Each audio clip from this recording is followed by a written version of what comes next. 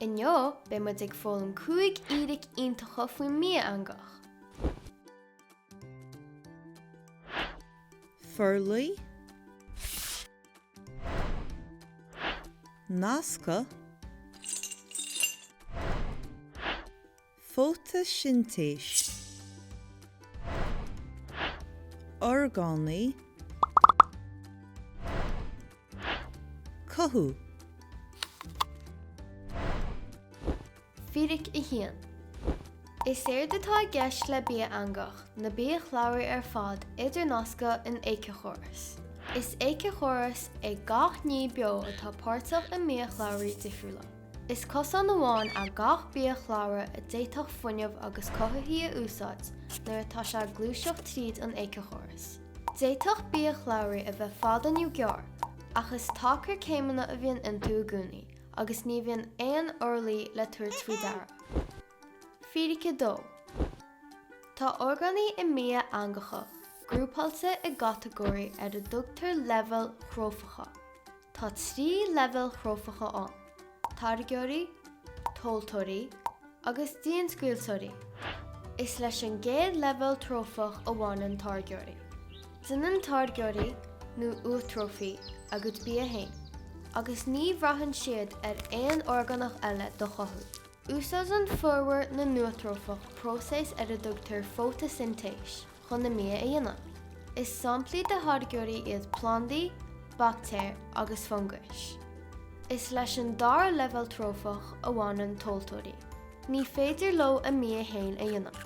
Icinn orgánaí ag an leibhéal seo plandaí nó ainmhí eile, nó icinn orgánaí eile plandaí agus ainmhí. Is leis an leibhéal trófach deire a bhain an drámhóirí.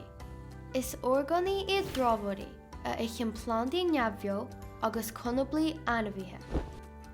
Fhíric Rinsir tóltóirí i gceithre grúpa: éileachtóirí, libhíochtóirí, scroblachóirí agus feolatóirí. Is ainmhí a ileachtóir a icinn plandaí agus ainmhí. Is ileachtóirí iad fórmhar na naoine, seachas vegetóirí agus vegan. Icinn daoine plandaí, cosú le torthaí agus glasraí, agus icinn siad ainmhí agus targaí ainmhí freisin, cosú le feol agus bainne.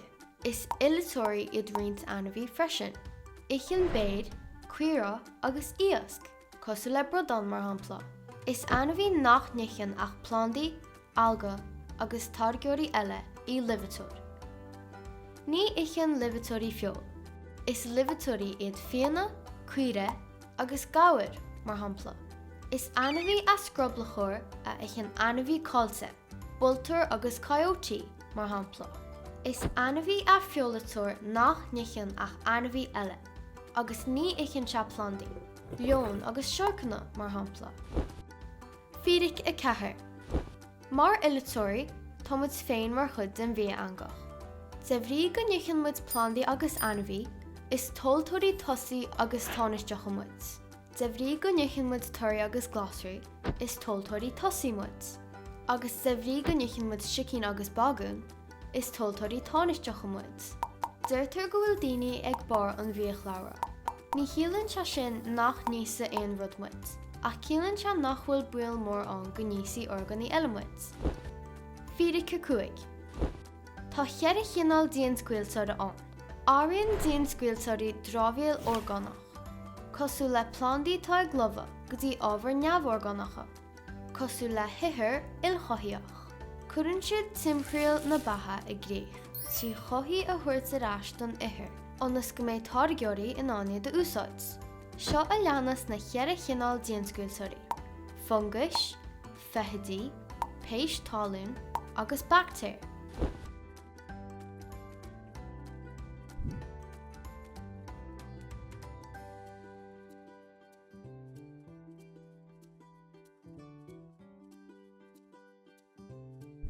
Tásúlan gur bhain siad tainneamh as an cúig Fhíric iontacha sin faoin Mbia Eangach.